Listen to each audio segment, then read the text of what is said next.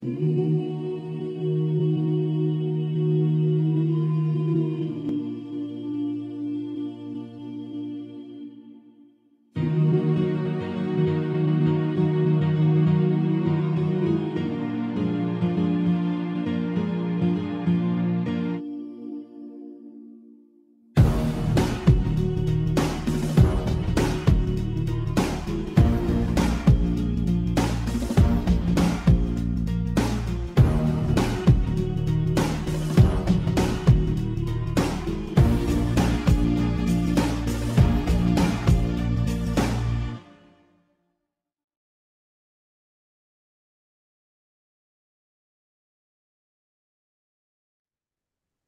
estimado telepensante, gran invitado en esfera pública, uno de los que ha tenido el coraje de salir a decir las cosas por su nombre.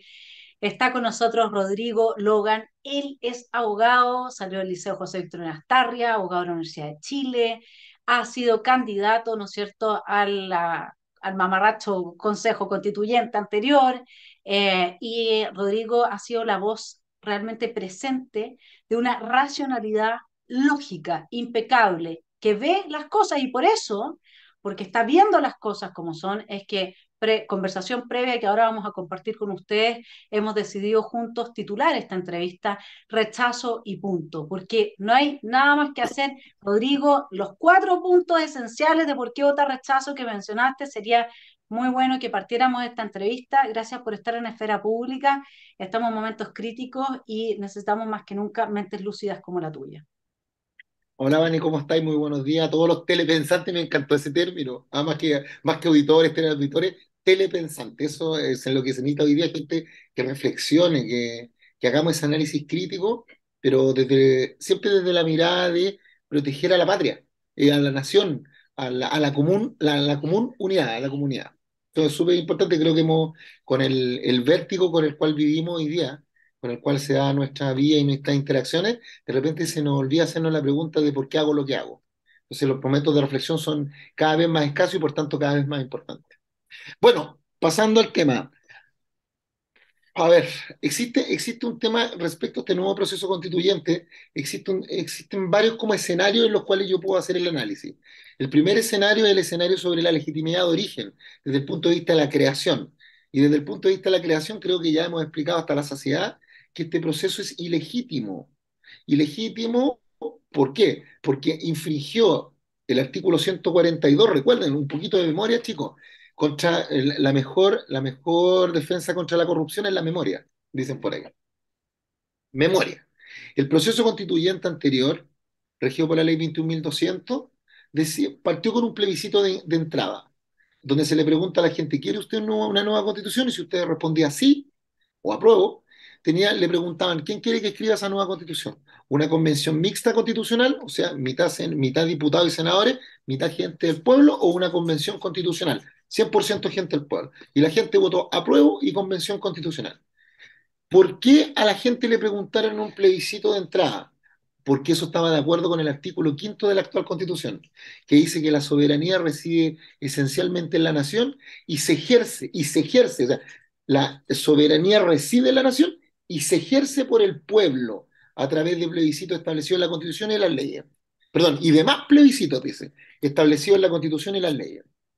Entonces, por eso se hizo el plebiscito de entrada. Luego de eso, ese plebiscito, se dicta la ley 21.200 y ese proceso permitió el proceso constitucional que ustedes conocen. Ahora, ojo, importante hacerle un doble clic. Desde el momento en el cual se dicta la ley 21.200, que es la que permite el proceso constitucional anterior, después de haber dictado esa ley, se dictan dos leyes más. O sea, sí se puede modificar una ley cuando ya el proceso está en camino. Dictaron la ley de la paridad de salida, la paridad de género de salida y la ley de los escaños reservados. Ojo, para que todos aquellos que dicen: no, es que no se puede tocar el proceso actual porque eso no se ha hecho. Sí se ha hecho. Y un poquito de historia y con esto termino. Ese proceso constitucional anterior fue a propósito del acuerdo por la paz que firmaron los partidos políticos, los mismos que tiene el sistema ahora, que lo firmaron en noviembre del año 2019. ¿Vale? El 15 de noviembre del año 2019. Bueno, y en ese proceso había un artículo que decía que era el artículo que terminaba el proceso, que era el artículo 142, inciso final. de la Constitución, de esa ley que modifica la Constitución, que dice que si la opción que gana en el plebiscito de salida es la opción rechazo, se mantiene vigente la actual Constitución, lo cual era de todo obvio y evidente.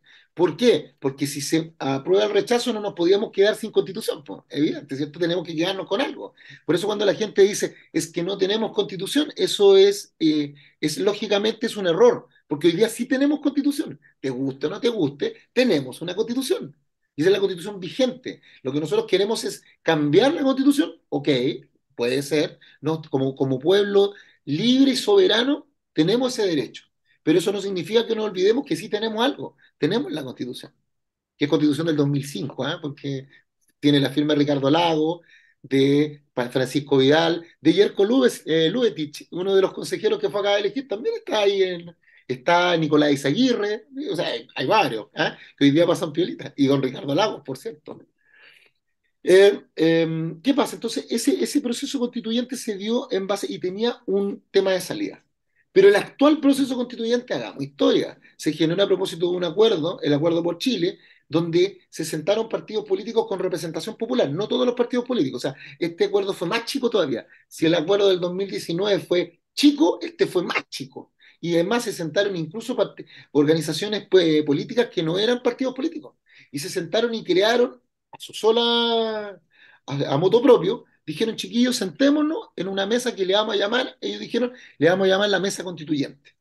Y llamaron a la prensa, a los medios de comunicación escritos, y empezaron a crear todo un relato de que Chile quería un nuevo proceso constituyente, cuando todo Chile, o sea, todas las evaluaciones del cotidiano decían que no era así. Había ganado recién el rechazo en el 4-11 por un 62%, había un ánimo de que la gente ya estaba hasta acá.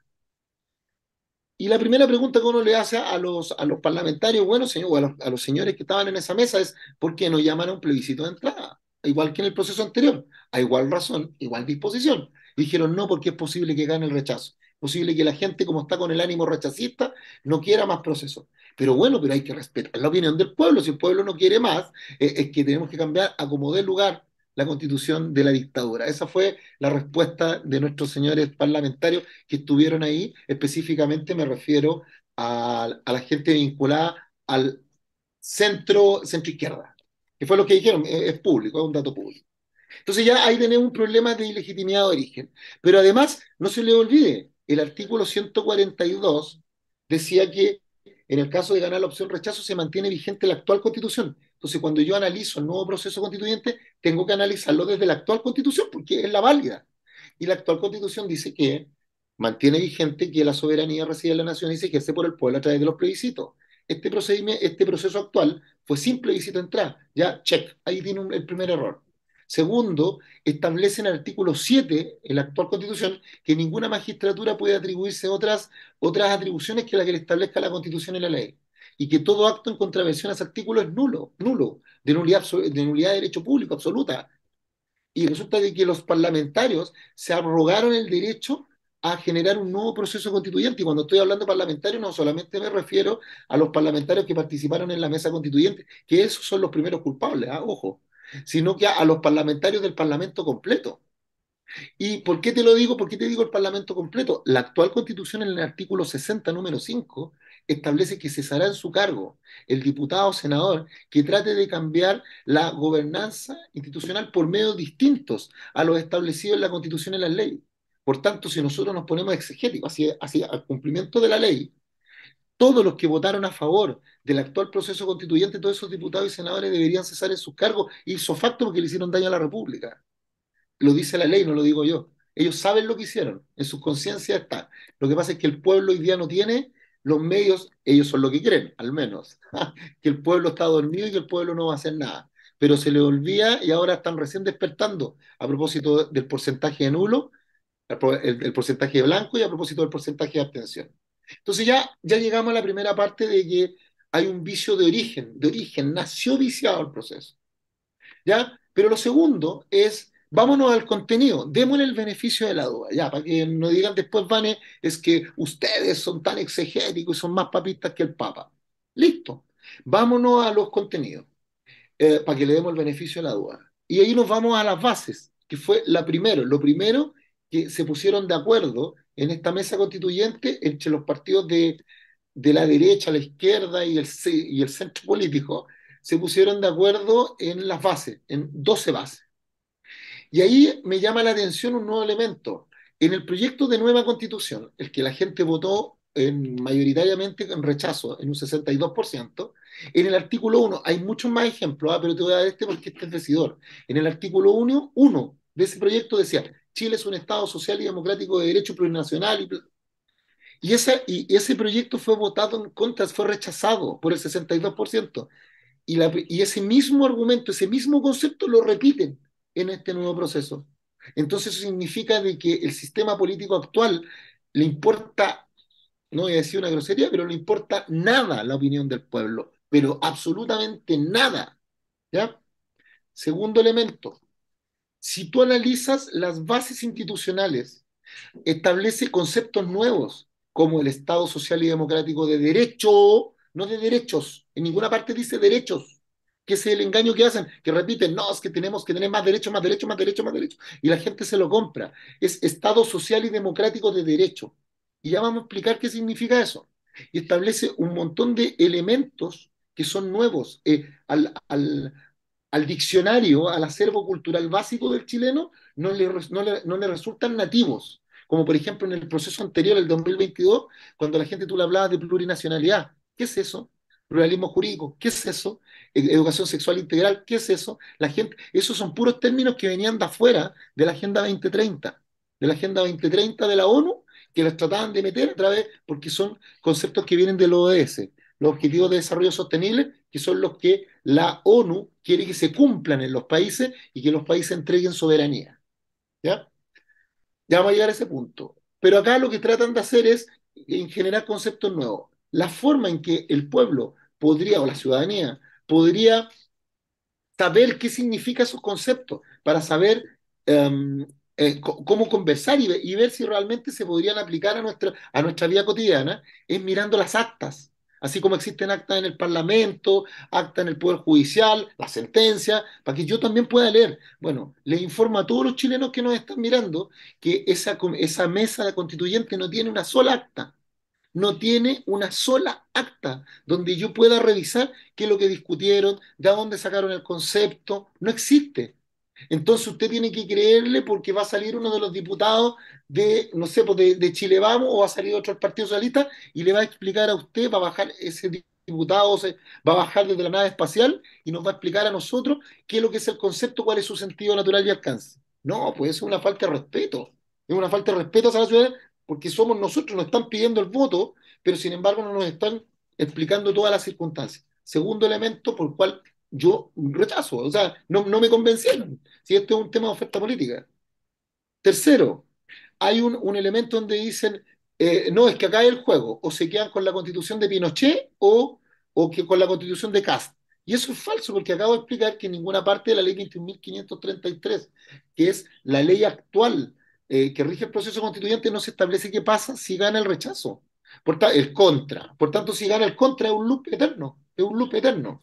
Pero, para que ustedes vean que Dios ama esta patria, Dios ama esta patria, eh, Arturo Tagle, que es el director del CERVEL, en el año 2021, perdón, en el 2022, cuando ya sabíamos el resultado del plebiscito de salida, y a estos partidos políticos se les ocurre, a los partidos del sistema político se les ocurre hacer esta mesa constituyente.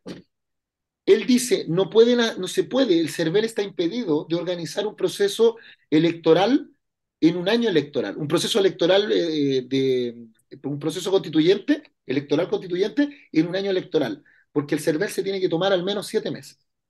Entonces, como yo digo, como que Chile, Dios quiere mucho a Chile. El próximo año hay elecciones que son las elecciones comunales. Se va a elegir concejales, alcaldes, core y gobernadores. Por tanto, si se rechaza este año el texto constitucional ilegítimo y con todos los bemoles que les estoy diciendo, no podrían votarlo hasta el 2024, ¿cierto? Listo. Check.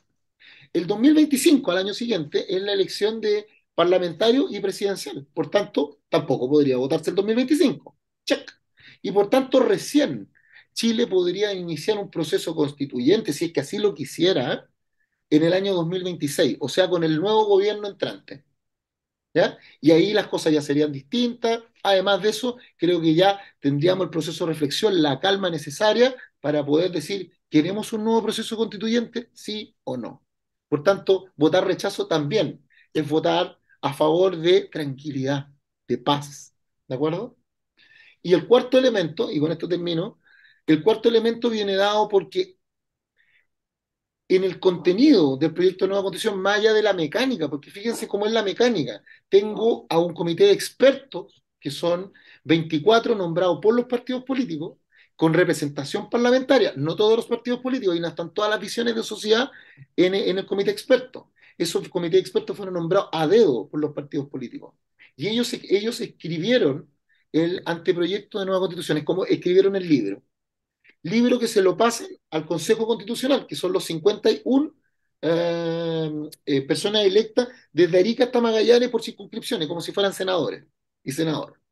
Bueno, esos 51 están al medio, pero no se pueden mover mucho, porque la misma ley 21.533 les establece de que su obligación es aprobar o aprobar con modificación. Ellos no pueden ponerse creativos y decir, es que yo creo que hay una institución súper buena en la constitución de Tombuctú de Nueva Zelanda que le iría maravillosamente a Chile. No pueden, porque si se llegan a poner creativos, miren, acá tienen, en este lado tienen al comité experto que los presiona y por este otro lado, tienen al comité de admisibilidad, que son los árbitros, que los árbitros son los que le van a decir, cuidado, usted tiene que respetar las 12 bases que establece la ley. Si usted no las respeta, yo lo sanciono.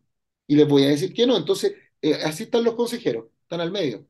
¿Y por qué hago la explicación? Porque en esos consejeros es donde hoy día está metido el Partido Republicano, que está ahí. ¿Ah?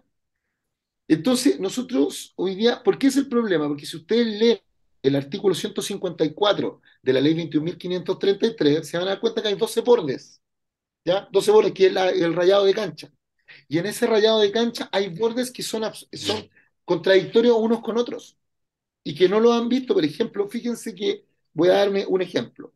En el borde número 3 dice que es un borde, dice que la soberanía tiene como límite la dignidad de la persona y los derechos humanos reconocidos en los tratados internacionales que se encuentre vigente. El Estado Pero tiene eso el es cuando, poder. perdona Rodrigo, eso también, por lo que veo yo con el tema de la dignidad humana y cómo está establecido los derechos naturales que están a la base del reconocimiento de los derechos fundamentales en los tratados de libre, en los tratados internacionales, perdón.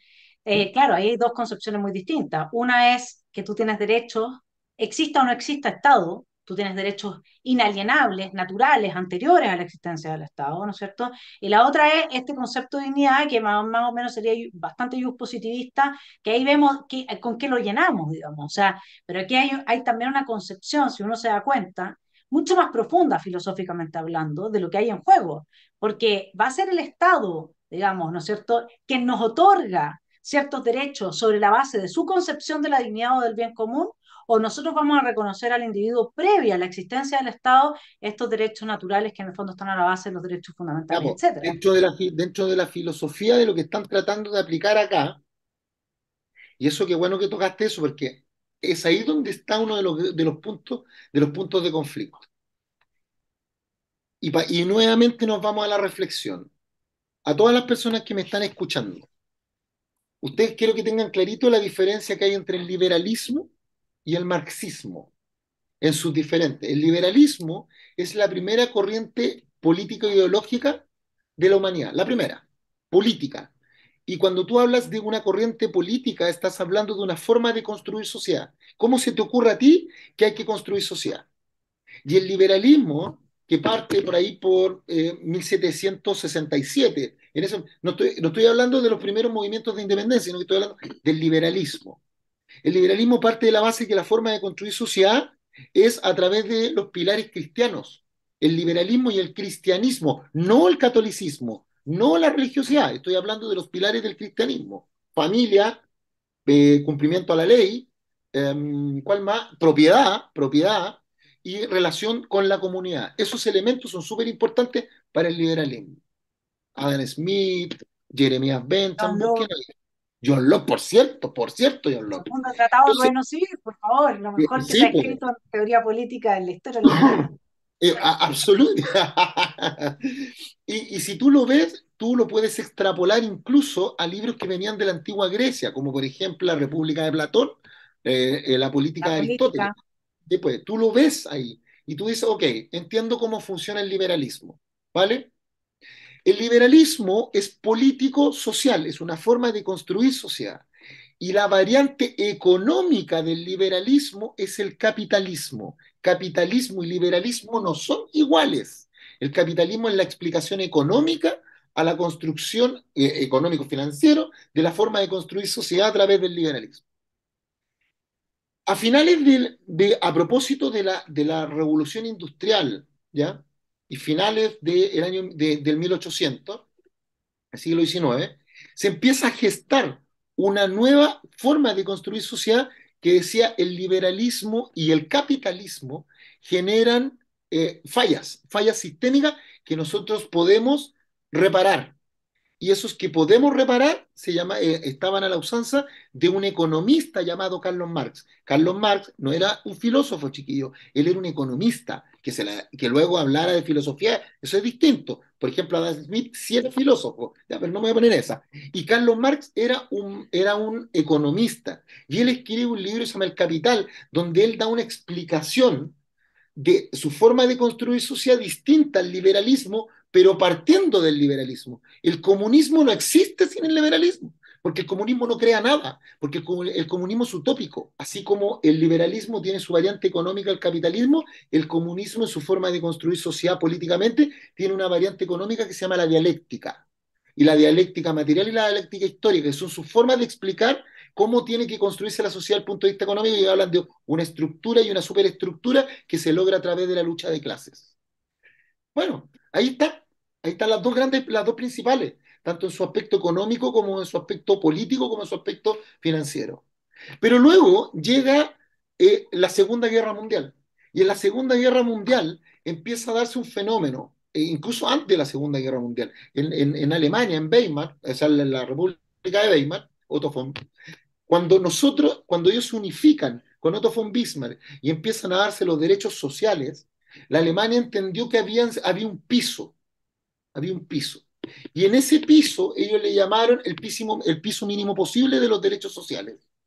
Y en la República de Weimar, que es antes de la República Nacional Socialista, nunca olviden eso, se llamaba Nacional Socialista, eso significa nazi, y viene del Partido Obrero Alemán, para que después no, porque muchos le dicen, que dicen que la gente de derecha como le dicen, fascista. Vean quiénes son los fascistas, les paso el dato. Entonces, en la República de Weimar se empieza a crear un concepto que se llama la socialdemocracia. Y la socialdemocracia no es nada más ni nada menos que el marxismo. Es una cultura marxista, pero marxista más disminuida. Por eso se llama el neomarxismo. Lo mismo que peyorativamente le llamaron en los años 70 al liberalismo, cuando el liberalismo se trataba de meter en las políticas públicas, que le llaman el neoliberalismo. Usted puede reconocer el marxismo por lo siguiente: el liberal dice que el Estado tiene que ser pequeño pero fuerte, pequeño pero fuerte. ¿Por qué? Porque el liberal lo que protege son las libertades de las personas que están adentro de ese Estado. Por eso se llama liberal. Es cuando usted ya está afinado, y usted está afinado en olfatear cuando una política es marxista a cuando una política es liberal, y logra determinar cuál es la diferencia entre ambas desde el punto de vista político y económico, o sea, liberal capitalista, liberal dialéctica material, perdón, como marxista dialéctica material, usted automáticamente me dice, ok, cuando yo veo las bases y digo, ¿qué es el Estado social y democrático de derecho? ¿Ya? ¿Qué es el Estado social y democrático de derecho? Entonces la pregunta es, ¿dónde sale eso? Acabamos de ver que eso no sale en ningún lado, porque no hay acta, ¿ya? Entonces alguien dice, pucha, Rodrigo, no tenemos forma de saberlo. Entonces yo le digo, sí, pues sí hay forma de saberlo, aunque ustedes no lo crean. ¿Saben cuál es la forma de saberlo? La forma de saberlo es que en el proceso constitucional del año 2022 estas cosas sí se discutieron, y usted las puede encontrar en www.chileconvención.cl, Y ahí usted puede encontrar, porque ahí sí hubo acta, porque ahí nosotros los convencionales, hubiéramos 5 convencionales que presentamos más de 15 oficios para obligar a la Secretaría que dejara constancia de todo lo que está pasando ahí. Y ahí en Chile Convención estaban las diatribas, los debates que nosotros nos dimos para discutir qué es un Estado social y democrático de derecho, no de derechos. Por eso yo les puedo ya, el Estado social es un Estado donde los medios de producción se distribuyen de manera equitativa entre los distintos miembros de la sociedad. Pero ¿quién define esa equidad? La define el gobierno de turno, ¿ya? El poder civil. ¿Ya? Un estado democrático es aquel estado donde la gobernanza interna la tienen los partidos políticos. Por tanto, cuando usted está firmando por un estado democrático, usted está firmando porque la sociedad civil tenga cero injerencia, donde la sociedad civil no exista, porque sea donde son los partidos políticos los que mandan. Y usted me dice, pero Rodrigo, te pusiste cuático. Vea cómo está escrito el anteproyecto de nueva constitución, donde los independientes no existen, donde los partidos políticos tienen una fuerza enorme de tal manera, pero no todos los partidos políticos, sino que algunos, porque dice que aquellos partidos que no logren el 5% de la votación nacional, para afuera. Y aquellos diputados que pertenezcan a esos partidos políticos que sí están vivos, si el diputado se pone chúcaro y vota en contra o se le ocurre renunciar al partido político, le quitan el escaño. Entonces, ¿qué le están poniendo una pistola en la cabeza al diputado o al senador diciéndole no te vayas a salir del partido? Pero lo que nosotros estamos promoviendo con el Estado Social y Democrático de Derecho es realmente con la intención de que a la gente le vaya bien y de que la gente tenga estos derechos garantizados, o en realidad es porque aquí se está imponiendo un modelo que tiene, como decía Johannes, te clava, ¿no es cierto?, la aguja en una dirección que es el aumento paulatino cada vez más gigantesco del Estado, porque si tú lo ves, lo que te permite la provisión de esos derechos no es una constitución, son condiciones económicas, estructurales de la economía, etcétera, que a través de política pública generan la redistribución. De ahí que hay estados con los derechos garantizados a nivel constitucional que no entregan nada, como Venezuela, y otros estados que no tienen nada garantizado, como Inglaterra, y Lo que pasa entregan, es, digamos. lo que pasa es que yo ahí tengo una distinción y con la cual me he agarrado mucho con ideólogos. Y lo explico por qué. El Estado social, ya explicamos lo que es Estado social, lo que es Estado democrático, ya, y ahora expliquemos lo que es el Estado de Derecho. El Estado de Derecho significa de que toda la entrega de la provisión del Estado a la persona está regulada por leyes. O sea, tú no tienes ningún derecho, Vanessa, por el naturalismo. O sea, tú no tienes un derecho por el solo hecho de ser persona. Lo tienes sí, solo si el Estado te lo reconoce. Por tanto, tú no tienes derecho a la vida, tú no tienes tu guagua que está en la guagua, no tienes derecho a la vida del que está por nacer, tú no tienes derecho a nada si es que el Estado no te lo reconoce. Eso es muy peligroso. Es muy peligroso. ¿Ya? Cuando nosotros hablamos de la provisión de derechos, y ahí es donde tenemos que tener cuidado, porque ese es un cambio de visión. Eso es lo que trata de buscar el marxismo y el nuevo marxismo al establecer el Estado social y democrático de derecho. Pero ¿a qué voy? Esta discusión nosotros la tuvimos, este debate más bien dicho, lo tuvimos al interior de la convención y nosotros decíamos, oiga, si usted crea un Estado social y democrático de derecho, vamos a tener un problema porque el Estado me va a decir el qué, el cómo, el cuándo, el dónde. Y aquí es donde yo tengo la diferencia con ideólogos de lado y lado. Yo les digo, parece que no miran las dimensiones, no logran ver con claridad las dimensiones de un derecho. Mira, vale, un derecho tiene 3 estadios que hay que analizarlos, hay que estar muy lúcidos, muy lúcidos. Uno es el derecho en sí, la consagración del derecho. Derecho a la vida, a la propiedad, seguridad, reunión, etcétera. Consagración del derecho.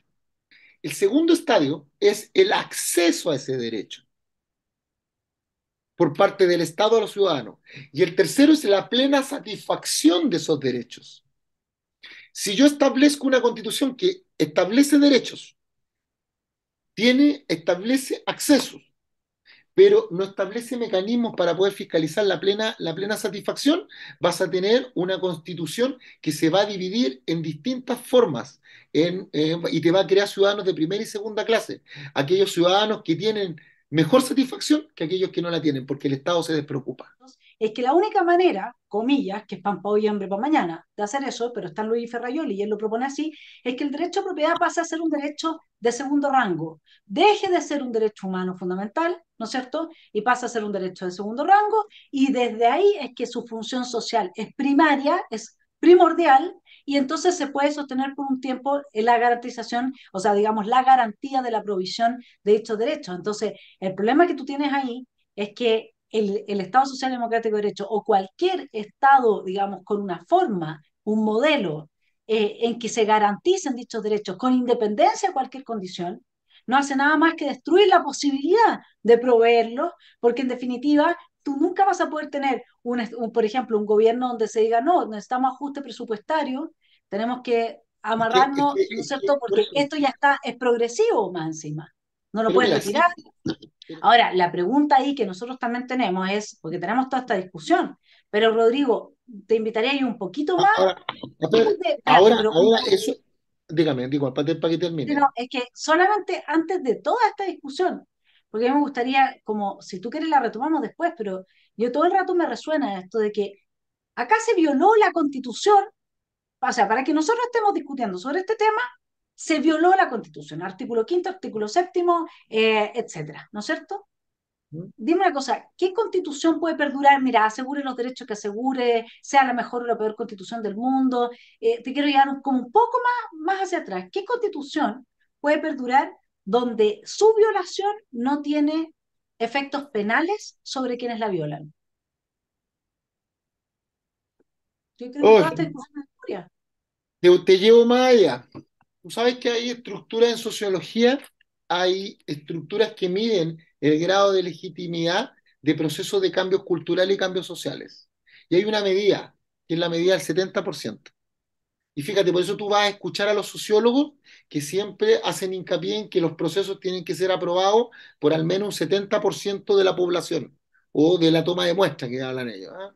Porque si no es ilegítimo. El solo hecho de que este proceso constitucional, si aplico esa lógica, ¿tú sabes cuánto fue el porcentaje de votos nulos y blancos? Un 17,8%. ¿Sabes cuánto fue el rango de abstención de personas que no fueron a votar? Un 16,5%. Por tanto, en estricto rigor, entre las personas que no fueron a votar y los nulos voto y blanco, tienes un tercio del padrón electoral completo. Eso ya es un hecho decidor, ¿ya? Es un hecho a tomar en consideración.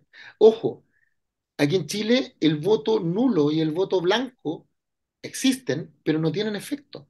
No tienen efecto práctico. Porque para el CERVEL ambos son votos, no son válidamente emitidos. En circunstancias que dos cosas no pueden ser lo mismo y llamarse de manera distinta. O sea, no puede ser lo mismo un voto nulo que un voto blanco, son dos votos distintos. Y además el voto nulo viene de nulidad, por eso se llama nulo, porque lo que en la lógica de la creación era que si ese voto nulo superaba a la tendencia mayoritaria, o bueno, pues a la oferta política, y el voto superaba en porcentaje, significaba de que esa elección debía anularse. Por eso se llama voto nulo. ¿Por qué te trato de explicar esto? Porque hoy día nosotros sabemos que el sistema político actual se protege, es como autopoyético, Mm, y se mm. protege a sí mismo, porque no solamente, recuerda, ellos tienen todo el poder no solamente el poder político, tienen el poder de los tribunales. Recuerda de que la corrupción parte de la mirada laxa de los tribunales y del no cumplimiento de las leyes. Así nace. La corruptela, estoy hablando, no piensen que estoy hablando de la corrupción como delito, estoy hablando de la corruptela, o sea, no seguir lo que dice la ley. Cuando tú tienes ámbitos de corruptela, los ámbitos de corruptela se dan por la impunidad que genera que los tribunales no hagan cumplir la ley. Por ejemplo, cuando hoy día me hablan y me dicen, sí, lo que pasa es que los jueces no aplican la ley. Bueno, si los jueces no aplican la ley, ¿qué es lo que hay que hacer? ¿Cambiar la ley o cambiar el juez? ¿Qué creen ustedes? ¿Qué es más fácil? Ya, pues, pero háganlo. También tienen el poder de dictar normas y saltarse normas, como lo que tú acabas de ver. Pero Tienen el nosotros no poder. podemos, Rodrigo, hacer una, como ciudadanos, no sé, a través de un movimiento o algo, ir y denunciar que fue usurpada la soberanía a la nación desde el no haber respetado el resultado de un plebiscito que tenía reglas previas, porque acá el problema de la legitimidad, que yo creo que es gravísimo, es que si ahora republicanos, que es mayoría, va a jugar con estas reglas del juego, efectivamente todos los que llamaron a votar nulo y blanco tenían razón, que se iba a legitimar un proceso de suyo ilegítimo desde al menos el plebiscito de salida en adelante. ¿No es cierto? No, no contemos con que esto fue producto de un golpe de Estado, que se dio, que la paz nunca llegó, que dejemos que eso nos corrompa, como dijiste tú muy bien, la memoria evita que nos corrompamos, bueno, corrompámonos hasta ahí, pero por lo menos quedémonos con el 62% de rechazo. No hay Lo que nada que pasa es se que, pueda claro, lo que hacer. pasa es que yo miro el vaso medio lleno y miro con buenos videos porque aún con todo lo que tú estás diciendo, yo todavía como ciudadano de este país tengo el derecho a votar rechazo el 17 de diciembre. Y fíjate que aún cuando me digan, pero Rodrigo, dale el beneficio a la duda, dale el beneficio a la duda de que se pueda crear una nueva, una buena y nueva constitución. Y yo sabéis que de verdad que doy del beneficio de la duda, que yo no es que esté rechazo por el rechazo y que sea como que cerré las puertas, no. Pero yo lo que nunca olvido es lo siguiente. Yo hoy día miro lo que hace cualquier ser humano racional. Evalúa entre lo que tengo y lo que me ofrecen. ¿Cachai? Entonces, si lo que me ofreces es mejor que lo que tengo, te lo compro o te lo acepto. Pero hoy día, la constitución actual a mí me protege en muchas cosas. Me protege, ejemplo, si ustedes miran las bases dicen que la soberanía reside en el pueblo. En cambio, En la la actual nación. constitución Ah, habla de claro, la las nación. bases, sí. Sí. Claro, pero y entonces la gente me dice, ay, pero ¿cuál es la diferencia? Ustedes saben, chiquillos, los que nos están mirando, que si ustedes votan a favor de que una base que diga que el Estado de Chile, la soberanía del Estado reside en el pueblo, yo estuve en ese debate, por eso se lo estoy advirtiendo. Yo estuve en ese. Cuando presentaron una iniciativa convencional para poder habilitar el Estado plurinacional. Para habilitar el Estado plurinacional había que cambiar el concepto de nación y había que cambiarlo por pueblo. Y eso yo me acuerdo que la persona que lo defiende, porque nosotros teníamos que presentar la iniciativa constitucional y la iniciativa era como un proyecto de ley. Tenía antecedentes, prefacio, contenido y explicación. Lo mismo que los proyectos de ley. Y me acuerdo que cuando a mí me toca leer eso, el que lo defendía, porque había que defenderlo en la comisión, Hugo Gutiérrez. Y yo me acuerdo perfectamente, y eso está grabado, que yo levanto la mano y le digo, Hugo, ¿te puedo hacer una consulta? Cuando habla de los pueblos, ¿es lo mismo que el pueblo? ¿Por qué? Porque si Chile es un estado plurinacional, son muchos pueblos. Y aquí dice la palabra pueblo, y él me dice clarito, me dice, se ha entendido a nivel internacional que pueblo es lo mismo que pueblos, para este efecto. Entonces yo le digo, a ver, espera, eso significa que estamos hablando del 2022, que si yo voto a favor de esta norma, implica de que yo tomo la soberanía, ya no ese concepto que nos une desde Arica a Punta Arenas como un país, una nación, o sea, este grupo de personas unidas por vínculos culturales, históricos, territoriales, sino que ahora significa que ya no estamos unidos por algo inmaterial, sino que somos una serie de pueblos unidos como un solo pueblo. Eso es, me dijo, eso compañero. Pues yo incluso me reí, me hizo, eso es compañero. Cuando yo veo ese artículo en las bases de nuevo, lo que estoy viendo es que se quiere habilitar un proceso, un proceso para que después lleguen pueblos y digan, la soberanía de Chile reside en nosotros, los mapuches, reside en nosotros los aymaras, los dieguitas, los quechos, pero también reside en otros pueblos, en pueblos, por ejemplo, el pueblo tribal afrodescendiente, por ejemplo, en pueblos inmigrantes, perdón, que vengan de Centroamérica, ellos también son pueblos. Entonces, al final, la soberanía pasa a ser ya no un concepto político, sino que pasa a ser un concepto de posesión territorial. Cuidado ahí, cuidado. Eso es súper. Y como eso les puedo explicar muchas cosas más, que son cosas como que alguien dice, oye, qué ñoño Rodrigo. No, pero ¿saben qué? Son. Miren, no me crean nada de lo que estoy diciendo. El señor Guillermo Tellier, que es el presidente del Partido Comunista, búsquenlo porque está en Google. Él dice, a todos sus militantes les dice, no va a quedar, o a sus adherentes, más bien dicho, que la constitución de este nuevo proceso no va a quedar como ellos quieren, pero sí va a ser una constitución habilitante. Y la palabra habilitante. ¿Sabes lo que significa habilitante? Que con lo que quede ellos van a lograr lo que quieren, pero a largo plazo.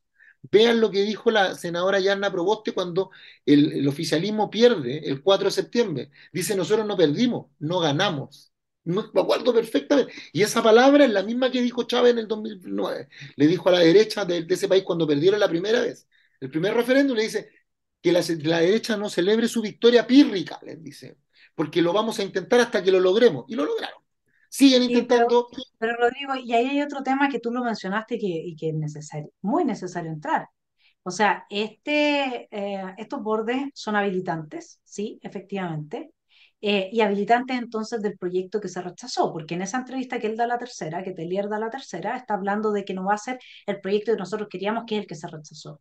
El proyecto que se rechazó viene muy respaldado por estas genialidades de la ONU que nos están al mismo tiempo imponiendo el proyecto por otro lado, porque no sé si tú te acuerdas, pero hace 2 semanas atrás presidente Boric firmó la implementación express de la Agenda 2030 para antes de que termine su periodo de gobierno. Eso quiere decir que eso de que porque hay nuevas elecciones, si es que nos vamos en contra del mamarracho 2.0, que para mí es eso, y no puede, yo sí creo que con estos bordes no puede salir otra cosa, pero bueno, ojalá me equivoque, nosotros de todas maneras tenemos un proceso en paralelo en el que se nos está instalando esta Agenda 2030, quizás no con la celeridad que hubiese sido posible con el mamarracho aprobado, pero de todas maneras esto se está llevando a cabo y tú lo ves cuando Boric ahora dijo después del proceso del domingo, dijo que las coyunturas políticas no cambian su agenda. O sea, ellos siguen exactamente en lo mismo. ¿Qué Ya, pues, pero es hacemos que eso, frente a pero es eso? que eso, pero es que eso es historia. Eso es pura historia. Mira, a todas las personas que nos están mirando y que son más jóvenes, porque los que tienen más edad, les va a hacer sentido al tiro lo que les voy a decir. En el año 72 había el presidente del Consejo de Defensa del Estado que se llamaba Eduardo Noboa Monreal, muy amigo de Salvador Allende, y le crea una estrategia a Salvador Allende que se llama los resquicios legales, porque Salvador Allende trató de saltarse la Constitución del 25 porque él quería aplicar como fuera su programa de gobierno socialista para que Chile llegara hacia el comunismo.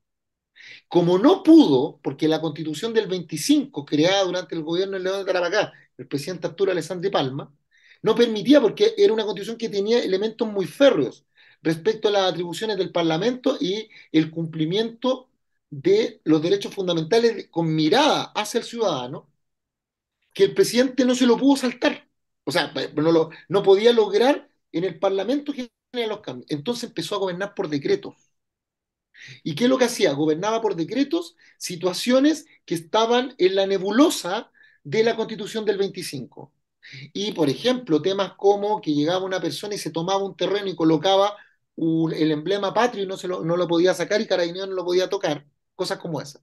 Bueno, si eso es gobernar y se llama resquicios legales. Es exactamente lo mismo que está tratando de hacer el presidente Boric hoy día con lo que está diciendo a propósito de la implementación de la Agenda 2030. Pero ¿cuál es la diferencia? El formato es el mismo.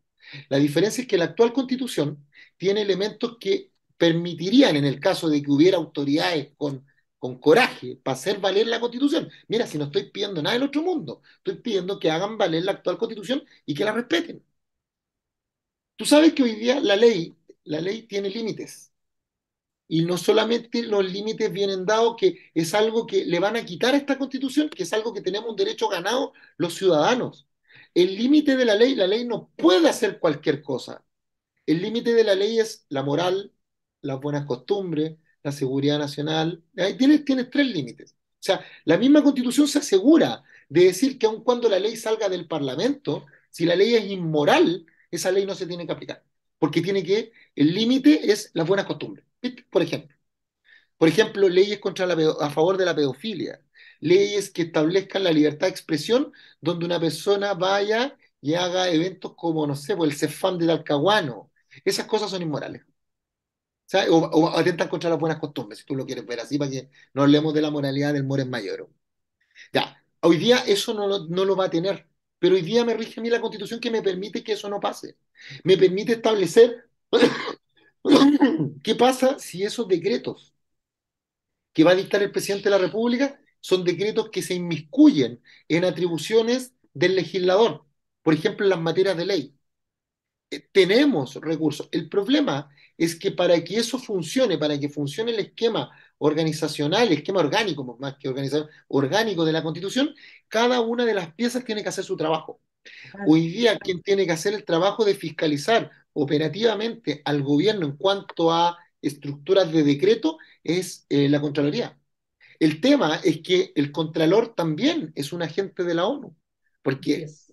la gente búsquelo en el Google para que no me dejen de mentiroso y colóquenle Junta Auditores ONU. Las juntas de auditores ONU son aquella gente que la ONU les paga para que vayan fiscalizando en los distintos países el nivel de avance de cumplimiento respecto a la Agenda 2030. Y uno de los miembros del directivos de ese Consejo de Auditor es Jorge Bermúdez, nuestro actual contralor. Entonces, cuando yo veo que mi actual contralor es agente de la Agenda 2030, cuando veo que mi presidente es globalista, veo que la ONU ha firmado convenios, la Agenda 2030, para implementar la Agenda 2030, se han firmado convenios con la Cámara de Diputados, con el Senado, con el Poder Judicial y con distintos ministerios. Y ustedes los pueden encontrar encima es súper divertido porque uno los busca y ni siquiera lo esconden. Y uno empieza a ver, firmaron, no sé si se acuerdan, cuando yo hice una denuncia que me acusaron de todo, pero la aprobé. El 12 de agosto del 2021, la Convención Constitucional firma la presidenta de la convención, Elisa Loncón, firma sin habernos preguntado a ninguno de los convencionales, y llega y le pone una firma donde se firma un memorándum de entendimiento entre la ONU y la convención para aplicar la Agenda 2030, o sea, una pero que de otro planeta. ¿Ya? Entonces, la pregunta es, ¿quién defiende a Chile? ¿Hay alguien que se ponga la camiseta por la patria y diga, oye, ¿sabéis qué? No, no, que alguien que diga no, que diga, ¿sabe qué? Yo no tengo problema con la normativa de la ONU, no tengo problema con la ONU ni con su 11 agencias, no, pero creo que tengo el justo derecho como chileno a pedir y exigir que se respete la autodeterminación de los pueblos, la libertad que tiene Chile de darse sus propias normas sin injerencia de autoridad extranjera. Porque yo no le juré lealtad a ninguna dictadura, no le juré lealtad a ninguna constitución extranjera, no le juré lealtad a ninguna bandera de afuera, no le juré lealtad a la ONU ni a su secretario general. O sea, yo jamás podría entender cómo un presidente de mi país, cuando va a la ONU, mira al consejero general y dice, es que ahora vendemos a rendir cuenta al secretario general. O sea, yo jamás haría eso. Eso es como poner de rodilla a tu país completo. Bueno, esas cosas. Rodrigo, perdona, pero ¿qué hacemos nosotros? Porque tú hablas de esto, yo hablo de esto, ¿ya? Johannes habla un poco, Urruti Coechea otro poco. Pero digamos, ahora que Republicano sacó mayoría de consejeros, yo a nadie lo he oído hablar desde Republicano, como lo haría Vox si hubiera salido electo, por ejemplo, o Meloni, o en Hungría, ¿no es cierto?, Urbano, qué sé yo, de aquí nosotros defendemos Chile. Y los vamos a defender de todo este proyecto que ha sido impulsado por la ONU y que es absolutamente coherente con la implementación de la Agenda 2030 en Chile, por la cual usted no ha votado, es más, usted votó en contra del plebiscito de Sí, salida. pero si a Pero, nadie le ¿qué hacemos? preguntaron. Pero nosotros parecemos locos hablando de un tema que la derecha apenas tú le dices, dice, ¿y qué es eso del globalismo? ¿Y por qué estaría mal la Agenda 2030, ese de Schalper? Pero nadie está sacando la voz por esto. O sea, ahora, Pero, ahora acaba de salir el partido Vanguardia Patriótica que parece que tiene sí, esta finalidad, pero es que realmente no, está, no hay un programa de televisión en el que esto sea tema. lo que pasa, pero ojo, no se te olvide nunca, Vane, para que no pierdas la esperanza ni el propósito. Una voz honesta puede más que multitudes, no lo olviden nunca. El éxito de los proyectos no se mide por el número de los seguidores, sino por la fuerza de las convicciones. Y, y tú dices, ¿qué hemos logrado? Porque claro, tú lo estás mirando con la inmediatez. Pero si yo te digo, Vane, ¿tú crees que la cantidad, el 16,8 de personas que votó blanco y nulo fue por qué? Porque la gente está despertando. Lo que pasa es que los procesos sociales no son tan rápidos como a nosotros nos gustaría. ¿Ya? Los procesos sociales son una serie de actos que culminan en un acto final. ¿Ya? Yo creo que la gente está despertando, ¿vale? Y lo veo con mucha felicidad. Me encantaría que fuera más rápido, por supuesto, y poder hacer mucho más para que eso fuera, pero sé que la gente está despertando. Entonces, respondiendo a tu pregunta, ¿qué hay que hacer? Seguir entregando información veraz, oportuna, no sesgada ni adoctrinada. O sea, lo que hay que hacer es pedagogía y no apología. Son dos cosas distintas. Hay que hacer más pedagogía, seguir hablando a la gente en simple, no pensando que la gente es tonta. Y decía, es que yo tengo que decirte lo que tú tienes que pensar. No, pero hablándole en simple, al pan pan vino vino, entregando antecedentes. Por ejemplo, una de las cosas que yo me centro mucho es en jamás hablar si no tengo las pruebas a mano para poder acreditar lo que digo. O sea, cuando yo te digo que aparece en el artículo 154 de la ley 21.533, es porque lo leí, porque ahí aparece. ¿Cachai? Porque yo distingo tres cosas. Cuando uno habla, uno puede dar una opinión, uno puede dar una argumentación o uno puede dar conclusiones. Cuando yo opino, la opinión es mía, es interna. Es interna. Yo puedo decir que me gusta o no me gusta, puedo hacer un juicio de valor y tú podrás estar de acuerdo o no, pero ¿qué me vaya a cuestionar? Vaya a cuestionar mi ser, mi relato de vida. Distinto es cuando yo argumento, porque cuando yo argumento tengo que, la obligación mía es establecer de dónde saco los antecedentes sobre los cuales estoy argumentando para no caer en falacia. Y cuando yo hago conclusiones y análisis sobre distintos elementos multisistémicos, lo que tengo que mostrarle al frente es que, además de tener antecedentes, cuál fue mi proceso de lucubración. Para decir, yo tomé esos antecedentes y producto de esto, creo que estas son las conclusiones posibles sin meterle falacias. Porque hay algunos que te dicen, ejemplo, la falacia más conocida, te dicen, oiga, la educación para todos pública debería ser buena, ¿cierto? Sí. Y la educación pública debería ser gratuita porque se paga con los impuestos de todos los chilenos. Sí. Entonces la educación pública debería ser de buena calidad y gratuita. Por supuesto. Ah, ¿y qué pasa con la educación que no es pública? Entonces la educación que no es pública es de mala calidad o no es gratuita, es pagada. Ah, entonces es el antagonista. Ah, entonces significa que la educación privada es mala. Entonces, ¿cachai? La gente dice, claro, la educación pública tiene que ser gratuita y de calidad, y la educación privada es mala y es de mala calidad porque es pagada. ¿Cachai? Qué ilógico lo que están diciendo, pero nos compramos ese argumento durante todo este tiempo. Nos compramos el Y, y argumento. el otro, y el otro argumento, siguiendo la lógica y tomando este tercer estado, digamos que ya es el análisis de lo multifactorial, de las variables, es el cierre, Rodrigo, porque tú dijiste que uno de los temas por los cuales rechazaría, porque aquí hay un loop que no va a terminar, pero justamente lo que se ha dicho es que si gana la prueba en el plebiscito de salida, se termina este proceso. Y esa es una de las extorsiones más importantes que están sobre la mesa para los consejeros republicanos, que es, bueno, si ustedes se van a ir en contra y ustedes no van a legitimar y avalar, vamos a entrar a un tercer proceso, ¿no? Entonces, Mer Song, como le pusieron al presidente, porque tendría este carácter dictatorial. Voy a seguir con un tercer proceso, aunque no les guste. Y acuérdate que Francia rechazó en su plebiscito, digamos, porque aquí estamos como en una postdemocracia, rechazó entrar a la Unión Europea en estos términos, ¿no? Sí. Colombia rechazó los tratados de paz, estos en los que en definitiva se relegitimaba al señor Petro y compañía. O sea, ya tenemos como varias expresiones de postdemocracia en el sentido de que al parecer lo mismo pasó, o sería más o menos lo mismo con nuestro 62% de salida, en que simplemente no se está respetando la soberanía de la nación, expresada a través del pueblo en elecciones. Entonces, la pregunta es, ¿qué hacemos? Gana el contra, tú dices ya, pero vienen todos estos otros procesos eleccionarios, así que por lo menos hasta la próxima presidencia, o sea, eso es como tú ves de dónde se ganar oxígeno, o podríamos pensar en un 142 que estableciera sanciones penales para la clase Vamos a política ver. que no esté dispuesto A a... ver, si gana el contra, si gana el contra, no se puede hacer un proceso eleccionario constituyente hasta el 2026. O sea, eso ya, porque sería electoralmente imposible. ¿Ah? Bueno, no hablo de imposible yo en política, pues, he visto muertos caminando. Sería muy difícil ya, ¿cachai? Por lo que dijo Arturo Tagle, que es el presidente del CERVEL, porque el 2024 tenemos elecciones comunales y el 2025 presidenciales. Por tanto, para darse un nuevo proceso se daría en el 2026, cuando ya los ánimos estén más quietos. Pero además de eso, tú hay algo que no hemos tomado en cuenta. Hoy día, ah, pero sí tenemos el problema de que si gana el rechazo, hay que darle un terminal loop, no puede ser eterno.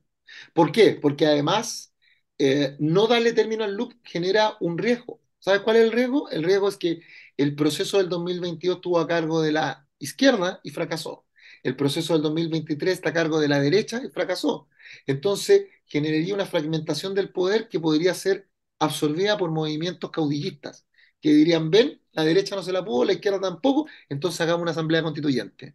Y ahí saldría, por ejemplo, el profe Artés, diciendo, ¿se dan cuenta que yo les dije que había que tirarla para acá y no para allá porque estos no saben hacer la pega? Y tendríamos que, por lógica, darle la oportunidad de que hablara, porque no la pudo ni la derecha ni la izquierda. Y eso para mí es peligroso, por la fragmentación del poder. Pero dicho eso, hoy día también hay un tema interno que podría no ser responsable, a ver, no ser culpa, me cargan las de la culpa en este momento, en este tema, pero podría ser no culpa del Partido Republicano. Porque yo te puedo hacer una pregunta en lógica, Vane, solo en lógica. ¿Cuál de los doce bordes pesa más? ¿Cuál es el más importante? No se puede establecer.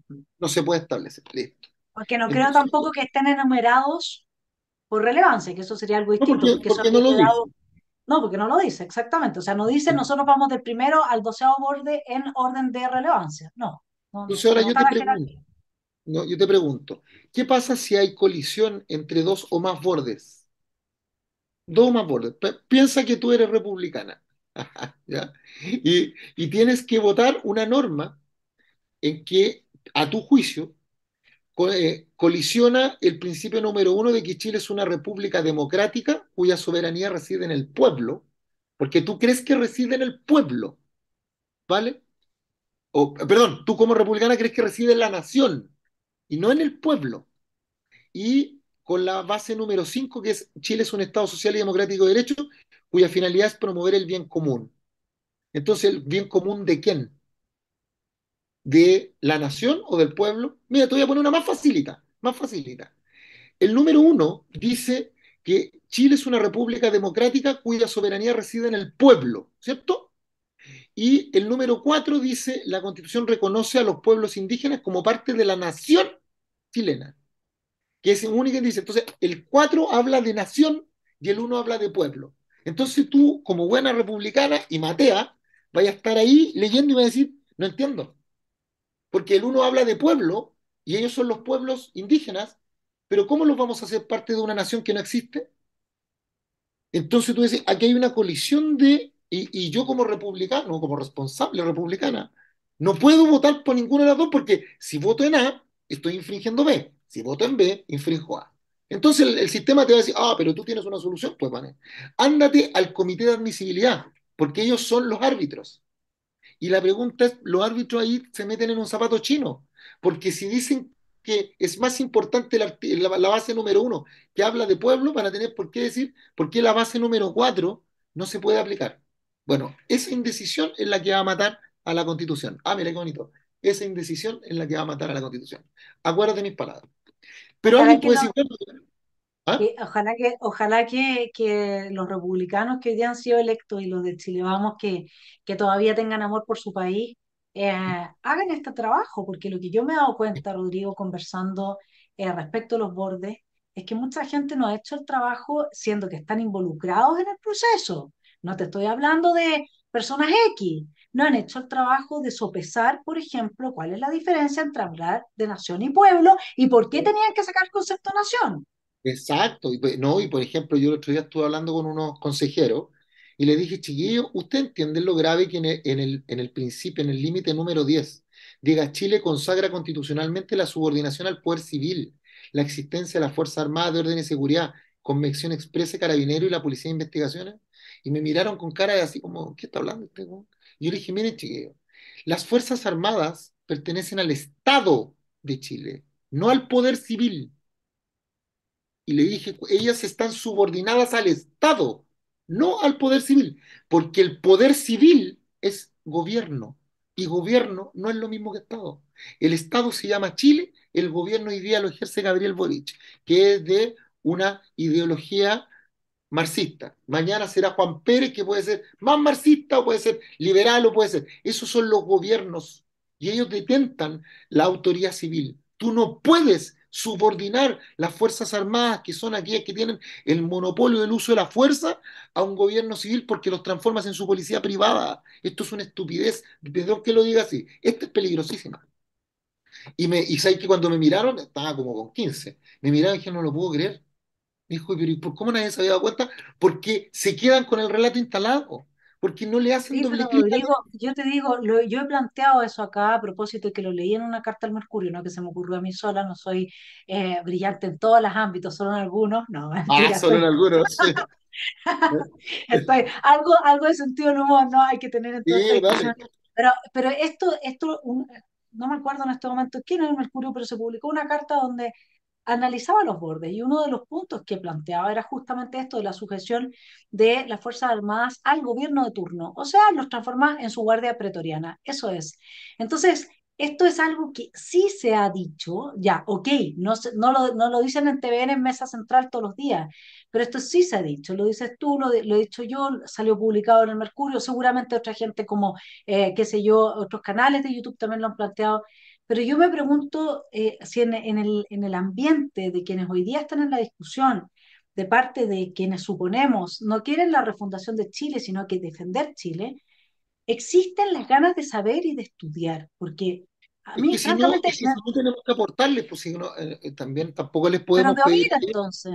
tampoco les podemos pedir que sean el chat GPT, porque si No, no, porque es progre el chat GDP. Pero que oigan, si los programas están ahí, los análisis están ahí. sí, por eso, Es- pero por eso tenemos que ayudar, porque si también nosotros, la sociedad civil, también tenemos una obligación para con nuestra patria, si no es solamente pedir que el otro haga lo que yo puedo hacer. O sea, no pidas, no te preocupes tanto, no te preocupes solo de qué puede hacer el Estado por ti, sino que puedes hacer tú por el Estado. Nosotros también tenemos la obligación de ir a tocarle la puerta a los convencionales, a los consejeros, perdón, y ayudarlos en su trabajo, independiente de que yo considero que este proceso es ilegítimo, pero eso no implica que cuando yo pueda aportar con mi granito de arena donde me toca, no lo voy a hacer, ¿cachai? O sea, no, porque eso sería cruel, sería egoísta de mi parte. Iría contra todo, me transformo en todo lo que combato.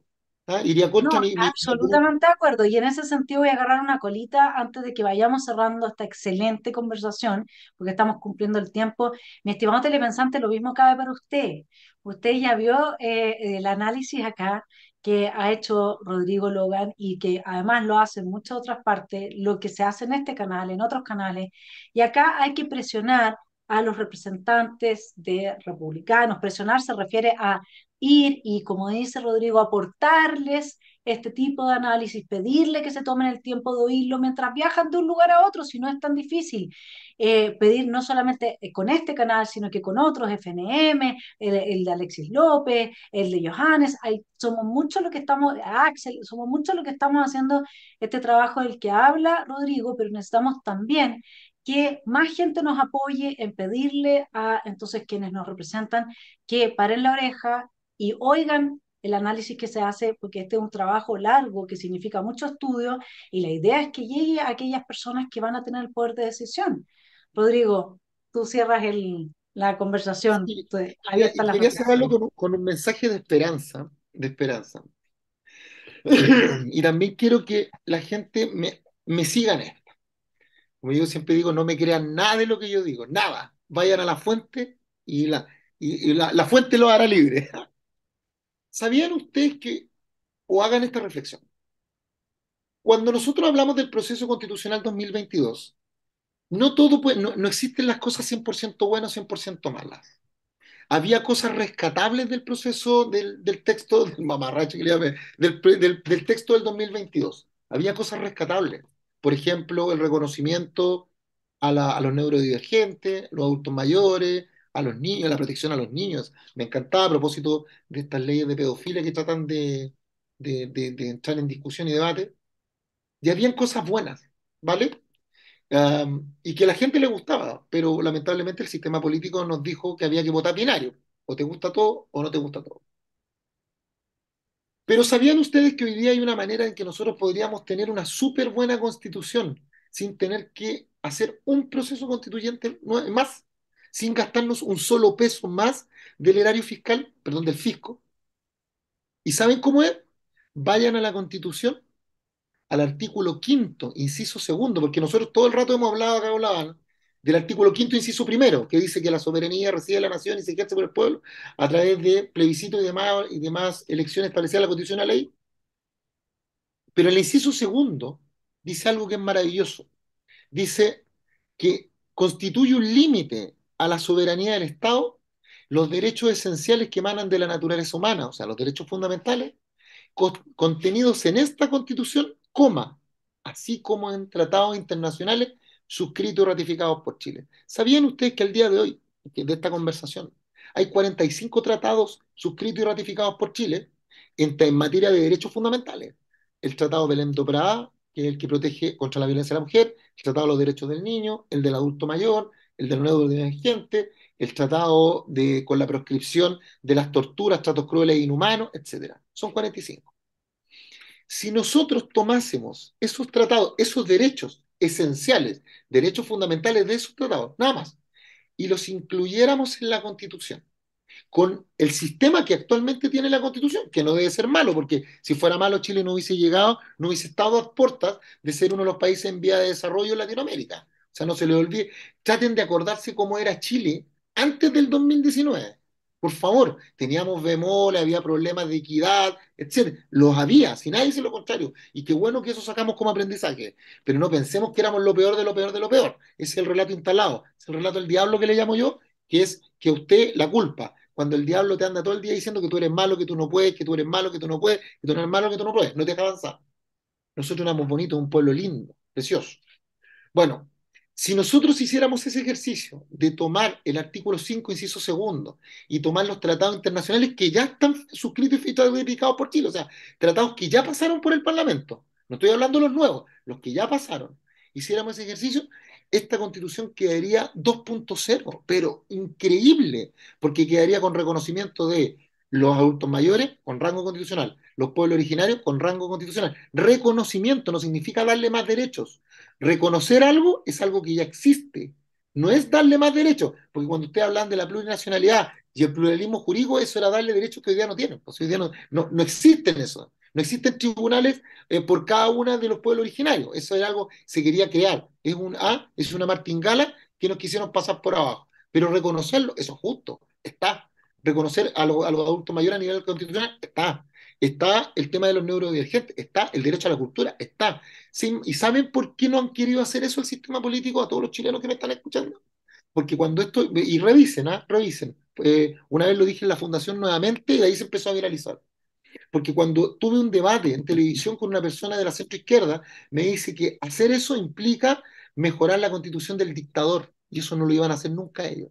O sea, ponen por encima sus ideologías políticas y su bronca, con justa razón o no justa razón, porque es respetable, pero ponen sus intereses personales, su bronca, por sobre lo que más le conviene al país, y eso no se hace. Hoy día nosotros sabemos que el proceso constitucional anterior nos costó 80.000 millones de pesos. 80.000. Y este de ahora va en 125. Ahora, 125.000 millones. ¿Saben cuántos hospitales, casas, caminos, escuelas son esa plata? Entonces, claro, yo sé cuando me dicen que la democracia requiere gastos, por cierto, pues, las elecciones requiere un gasto, pero la pregunta, los gastos tienen que ser eficientes, sobre todo en esta época donde nos encontramos en época de escasez. Cuando estamos en las vacas flacas es donde tenemos que No, apretarnos eso más. de todas maneras. Ahora, lo que sí, que acuérdate que la Agenda de 2030 fue firmada en 2015. Sí, pero Entonces, a ese, no, pero la Agenda 2030, porque me lo preguntaron, la Agenda 2030, y tú le diste en el clavo. Como nunca fue consultada a la ciudadanía, la Agenda 2030 no es un tratado internacional suscrito y ratificado por Chile. Y eso está en sentencias. La Agenda 2030 no es un tratado internacional suscrito y ratificado por Chile, porque para que sea un tratado suscrito y ratificado por Chile, tiene que ser aprobado al interior del Parlamento, tiene que pasar el trámite de una ley, tiene que llegar a una comisión, tiene que esa, mm, ¿cachai? Y eso nunca lo hicieron. Sí, tú sabes cómo se está generando el nexo para el cumplimiento de la Agenda 2030, se hizo a través de un resquicio legal, pues viste, nuevamente se ocupó la estrategia del 72. Y eso fue un decreto que dictó la presidenta Michelle Bachelet en el 2016, donde, búsquenlo, decreto 49 del 2016.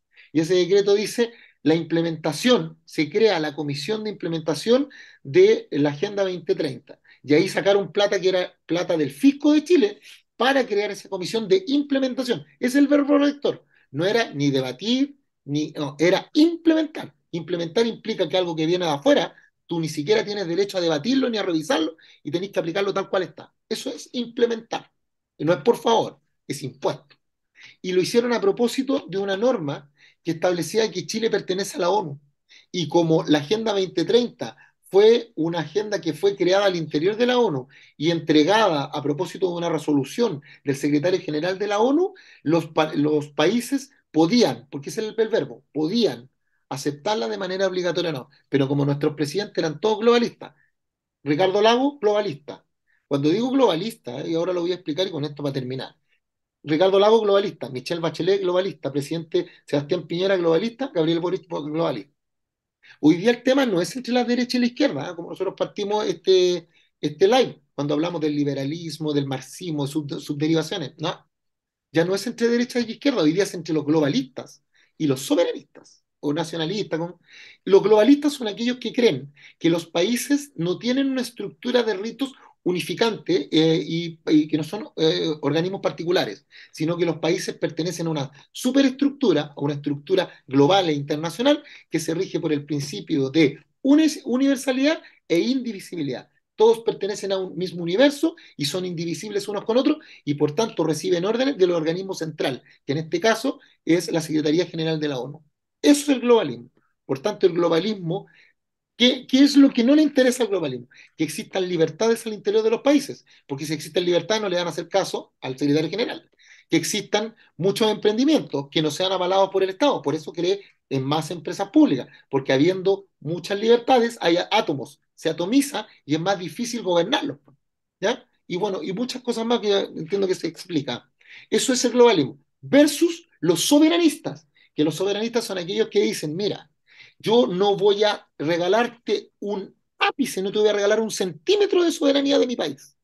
Y cuando hablo de soberanía no estoy hablando de territorio. Mucha gente cree que la soberanía es el territorio que hay desde Arica hasta la Antártida chilena. No, no voy a regalar un país, por eso que es importante el concepto de nación. Un país, la nación es aquella amalgama que une a un grupo de personas por vínculos históricos, culturales, sociológicos, históricos. Ese relato que nosotros tenemos a la ONU no le importa. A la ONU no le importa de que haya habido un caballero llamado Arturo Prat que se haya entregado y que al ver los humos del norte haya combatido hasta su vida. No le interesa que 77 chilenos en la batalla de la Concepción contra 5.400 peruanos indígenas no hayan arreado el emblema patrio y hayan peleado hasta el final. No le interesa que hayamos sido el primer país en el mundo, gusta que le guste, donde nombramos un presidente socialista por la urna y no a balazo como en Cuba. No le importa que somos el primer país en el cono en elegir una mujer. Somos el quinto país en el mundo en abolir la esclavitud constitucionalmente hablando, en 1823 la libertad de vientre. Esas cosas que son nuestros ritos, que son las cosas que hacen sentido a los chilenos, que son las cosas que nos unen, eso a la ONU no le interesa. ¿Ya? Más Esa es es su la enemigo. diferencia. Sí. Claro, ¿por qué? Hay que, hay que licuarlo. Porque si usted tiene arraigo, si usted tiene ritos comunes, mire, los ritos sirven para mostrar que ningún día es igual a otro. Y las ceremonias, los ceremoniales al interior de los grupos sociales, y esto es un tema ya más de orden sociológico, pero los ritos sirven para dar unión y coinonía. Cuando nosotros hoy día tenemos la cueca, nuestro baile nacional, si nuestra primera autoridad no sabe bailar cueca y muestra que no le interesa, es globalista, pues es algo muy globalista cuando no le interesan los ritos de nuestros distintos determinados pueblos, eso, cuando no conoce las distintas realidades de las regiones, eso es globalista. ¿Y por qué es globalista? Porque es más importante lo que está pasando en Francia, es más importante lo que está pasando en Noruega que lo que está pasando en su país. No, y Eso es. promueven la inmigración y los objetivos de desarrollo sostenible, evidentemente, que están absolutamente. Pero ¿cuál inmigración? Porque si fuera, si promoviera, para que vean que no son términos antagonistas. También estuve el otro día en un debate que me dijeron, claro, es que ustedes, los soberanistas, creen que la gente no debería entrar. Falso, falso, falso. Mira, ¿saben ustedes que Chile es un país Chile es tan lindo, mi país, es tan lindo, que le hemos dado lecciones al mundo de lo que es inmigración regulada? A mí no me vengan con huevas perdón, no me vengan con cosas de que Chile es un país que no entiende el tema de la inmigración. Chiquillos, no se compren ese relato, no dejen que los mientan. En 1850, aquí en Chile, nosotros mandamos a traer alemanes, 6.000 familias alemanas. Vicente Pérez Rosales mandado a Europa a buscarlo. regulada, con un librito. Queremos que tengan estas características, que sean carpinteros, que sean panaderos, que sean... Los fueron a buscar, pero con pinzas. 6.000 familias. ¿Alguien me puede decir que los alemanes no han aportado en este país? Sí, vamos. Ustedes me dicen, ya, pero bueno, pero eso fue uno. No, señores. En 1939 nosotros mandamos a un barco, se llama el Winnipeg, que vino desde Francia y trajo a 2.200 españoles que venían arrancando de la Guerra Civil de Franco. Españoles que en su mayoría eran del bando republicano, o sea, eran marxistas, eran rojos. Y en Chile en ese tiempo existía una cultura anticomunista, imagínense, que venía de una ley de 1917, perdón, de 1937, del León de Tarapacá. Si había un gallo que era antimarxista, era el León de Tarapacá. ¿Verdad? Y aún con todo eso, Chile dijo, no, son hermanos, necesitan ayuda. 1939, cuando recién estaba empezando la Segunda Guerra Mundial. Y usted sabe por qué ese barco no llegó ni a Brasil, ni a Argentina, ni a Uruguay, porque esos países no quisieron aceptar a gente que era marxista.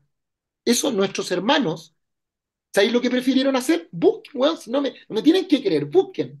Los países prefirieron pasarnos plata a Chile para que pudiéramos atender y pudiéramos recibir a esos extranjeros, porque ellos no los querían recibir en su tierra. O sea, a mí no me vengan con cuento que Chile es un país que no recibe al inmigrante. Chile sí lo hizo. Lo hicimos con los alemanes, lo hicimos con los españoles, que si los españoles hicieron un montón de cosas, No, lo hemos ferretería, hecho con los mano de venezolanos al obra. principio de todo este Por proceso, eso. con los peruanos.